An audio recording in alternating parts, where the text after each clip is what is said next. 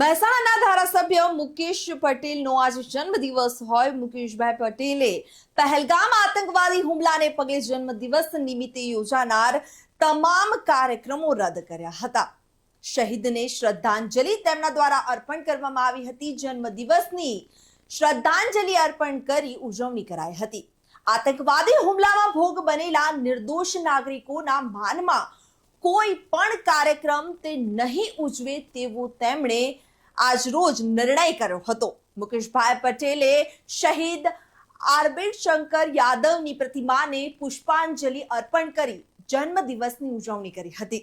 ત્યારે સાદગી માટે જાણીતા મુકેશભાઈ પટેલની આ એક અનોખી પહેલ છે. તેમણે તેમના જન્મદિવસ દરમિયાન જે યોજાનાર જન્મદિવસના જે કાર્યક્રમો હતા તે રદ કર્યા છે અને શ્રદ્ધાંજલિ શહીદોને અર્પણ કરી અને પોતાની જન્મદિવસની ઉજવણી કરી હતી. ત્યારે પહેલગામમાં થયેલા આતંકી હુમલામાં નિર્દોષોનો જે હાલ જીવ ગયો છે તે નાગરિકોના માનમાં કોઈ પણ કાર્યક્રમ ન કરવાનો તેમના દ્વારા નિર્ણય લેવામાં આવ્યો હતો.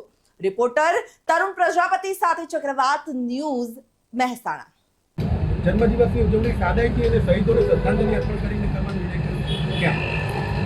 આજે મારો 60મો જન્મદિવસ નિમિત્તે શહેરના સંગઠન અને ભારતીય જનતા પાર્ટીના કાર્યકરો દ્વારા વિવિધ કાર્યક્રમો દ્વારા આ જન્મદિવસની ઉજવણીનું નક્કી કરેલું હતું. પરંતુ કાશ્મીરની અંદર પહેલગામ ખાતે આતંકવાદી ઘટનાની અંદર જે 28 નિર્દોષ લોકોના મૃત્યુ થયા છે એ સંદર્ભે મેં બધા જ કાર્યકર્તાઓને વિનંતી કરી કે આપણે આ વખતે આ જન્મદિવસની ઉજવણી ન કરતા આપણે મહેસાણા શહેરના આરબીડ શંકર યાદવ કે જેમણે પોતાની શહીદી એક આતંકવાદી ઘટનાની અંદર 2008ની અંદર એમને શહીદ થયા હતા, એમને શ્રદ્ધાસુમન અર્પણ કરીને આપણું આ મારો જન્મદિવસ છે ઉજવણી કરીએ.